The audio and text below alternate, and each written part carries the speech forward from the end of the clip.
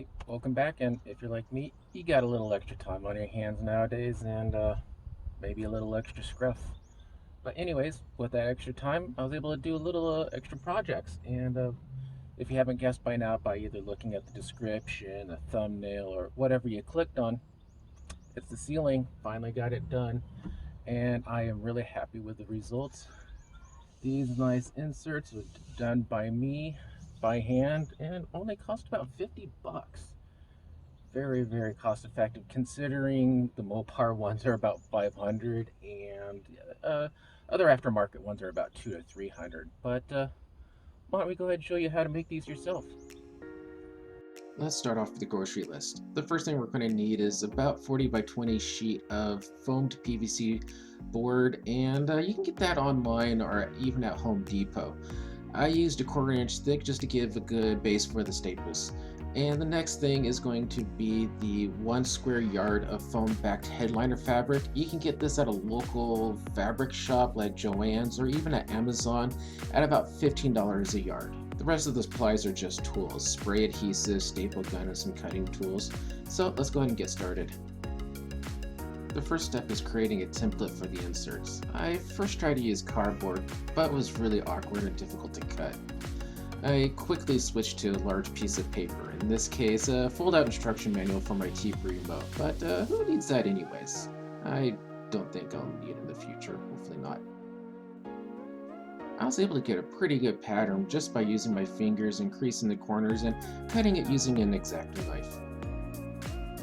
After refining the shape a bit, I transferred the pattern over to a piece of construction paper that's a little bit thicker and easier to work with. Also a quick tip. Both the left and the right side are the same, just flipped. So don't make two patterns and realize this afterwards. Yeah. Now it's a simple task of cutting the pattern out of the foam PVC. I traced the pattern out on top of the sheet and don't worry about messing up the surface since it'll be covered with the headliner fabric. For cutting the sheet, I tried a few things. First a coping saw, but that only went so far. Then I tried a jigsaw, but made a jagged mess out of things since I didn't have the proper blade on it.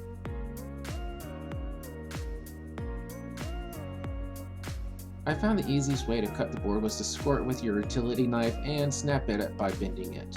The board would snap right along the cut really easily, and I finished the insert rounding the corners off with sandpaper. Once the insert was cut out, it's time to refine it a bit. The foam was really easy to shave using a utility knife and just a little fine tuning. Again, don't worry about rough edges since the headliner will cover it, and make sure to leave about a 1/4 inch around the insert itself for the headliner.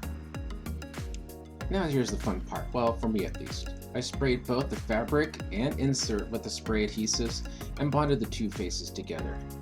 Do make sure that you're bonding the right sides by marking the outer face of the insert. You don't want to make that mistake. Just a little bit of trimming and it's time for the staple gun.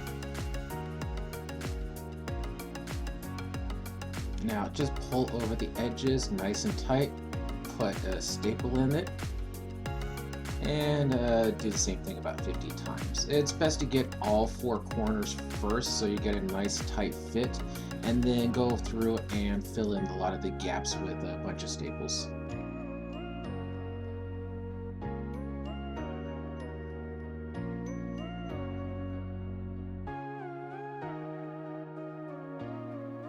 The corners can be a little bit tricky, but not too bad. You just gather the fabric up and put some staples over the wrinkles on the back side.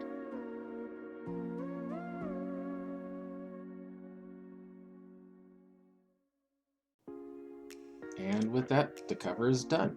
Just repeat it a second time and we're done with at least this part.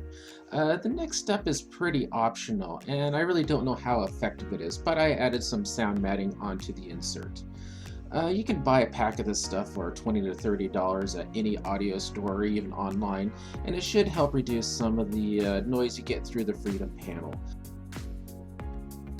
I also cut 1.5 inch strips to add to the Freedom panel itself. This should help with wind noise and road noise a little bit at least.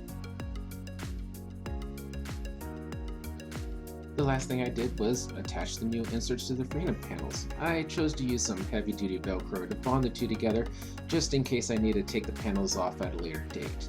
Make sure to scuff up and wash both surfaces for the best possible bond. You don't want these things falling on your head while driving. Once you let the adhesive set, it's time to enjoy your work. I think the panels turned out great personally, and you can add your own printed fabrics over the headliner to make your own custom look and feel. And the panels are a good place to put your patches that you gather along with your adventures. I really hope you enjoyed this mod video, and I'll be sure to post some more. This one may have saved you a few $100, but you might want to stay tuned. The next one can save you almost $1,000, so you're going to want to check that one out. Catch you later, and keep the shiny side up.